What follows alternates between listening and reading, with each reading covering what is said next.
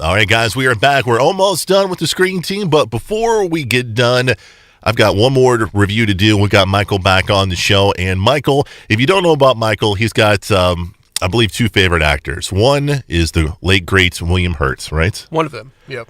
He loves him. He does. Yeah. Loves him a lot. He's dead.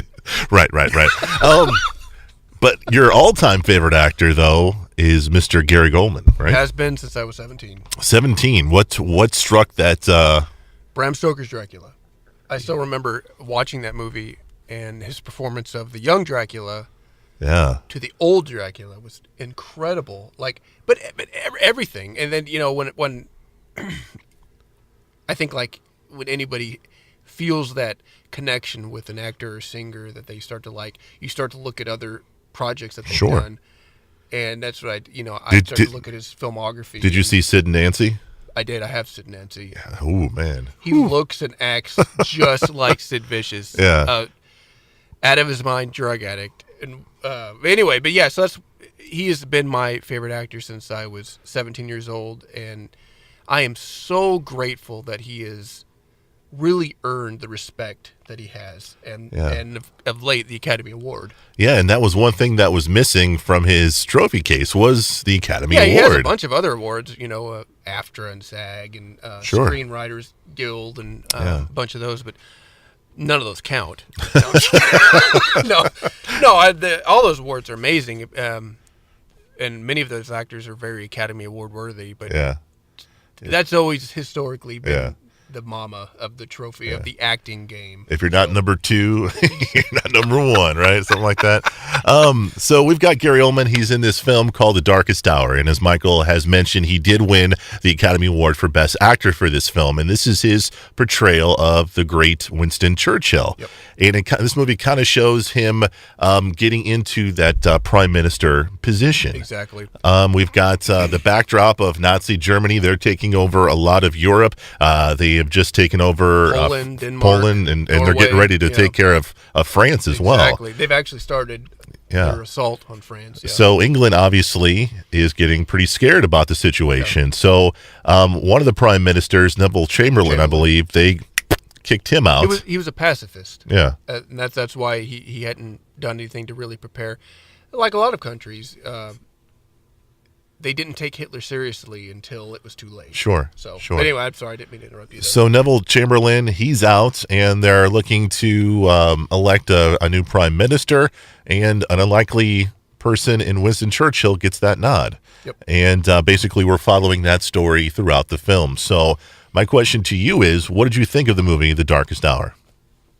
To be honest, it was one of the best movies I've seen in a long time. Really? It was and why is that? Has all the recipe for great filmmaking. Mm-hmm. I mean, I remember you and I had talked about this. Cinematography was incredible. Yeah. Some of the shots were just very creative, very innovative. Of course, Gary Oldman's performance of Churchill was just you can see why he won the Academy Award. Yeah.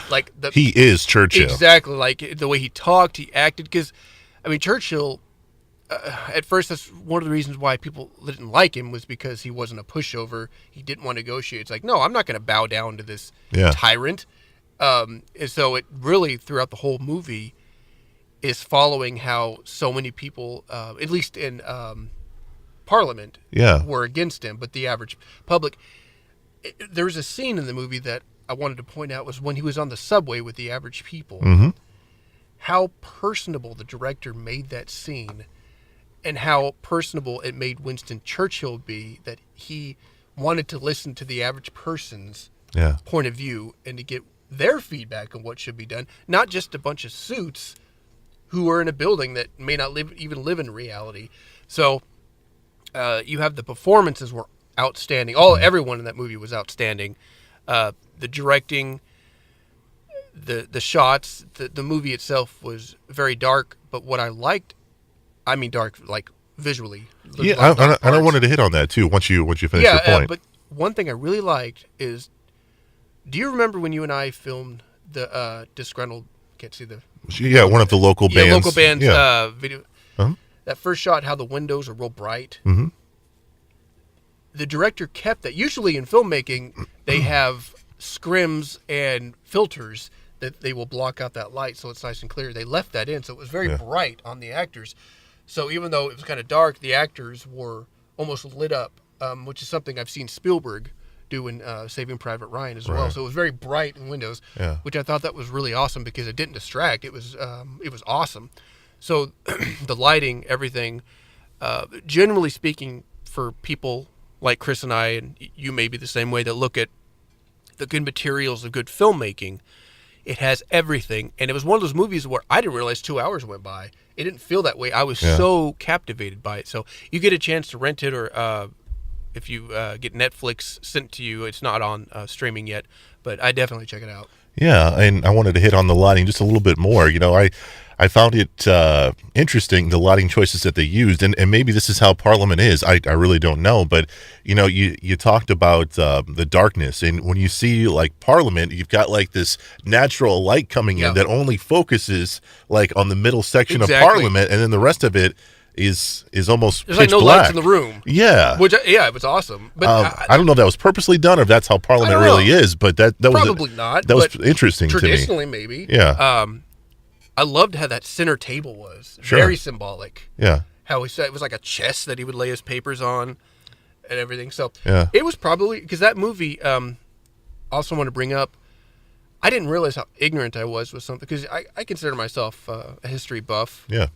But I mean, I'm not a historian or by any means, but I guess I didn't realize how close to a complete takeover Britain really was. Like, their army was literally almost wiped out, or going to be wiped out. Yeah, and that hits on another movie that you and I reviewed, Dunkirk. Dunkirk, yeah. But that's because Churchill put out that order for the civilian boats to go out there because they were literally against the wall. They had no idea what to do. Yeah. Yeah, it's a great film, and I want to give more props, and I know you have too, to the director and the cinematographer. I thought their choices in shots and cinematography was just really, really top notch. So if you're a fan of those style of movies, if you like history movies, or if you like great performances, Gary Oldman is really top notch. And I thought it was interesting with Churchill that it seemed like he was punk before it was cool to, he was punk before punk, you know what I mean? He was an old man. He was a crotchety old man who wasn't a pushover. Who didn't care, exactly, like even like that scene where he's like, exactly, and they laugh because he did it wrong apparently. And he's like, whatever, But that's the thing is like he didn't let things. He just would wipe it off his shoulder. He didn't let things bother him, and that's why I think he rose to where he was. But another one was, we often look at these great men and don't see the great women. Sure. His wife, like Eleanor Roosevelt, those women at the time were just as vital of a role and as important in their own right. And because there was times where he was down in the dumps, and she was the weight of a country is on his shoulders. Yeah. And she's like, that's what makes you great, is because you're not perfect. Yeah. That's what makes you a good leader, is because you do doubt yourself. You have feelings. You're not just this machine or a robot, a sociopath or anything that thinks you're right with everything. So, Churchill would become emotional because he did legitimately care about these people. He's not one of those type of people that, you're making decisions that ultimately people will lose their life. Yeah. That's an unfortunate responsibility of that role, no matter what it is. So, it's, to me, was very historically accurate. Didn't favor any one particular political side or view. It wasn't about that. It was very just the way it is, and it gave a very accurate portrayal and an amazing description of that part in history that I wasn't, some of it I wasn't aware of. Yeah, Michael and I think, are in agreement. If you want to give it a chance, feel free to do so. The movie's called The Darkest Hour, starring Gary Oldman. That's it for this edition of the Screen Team. He's Michael, I'm Chris, and remember, we want you to know before you go.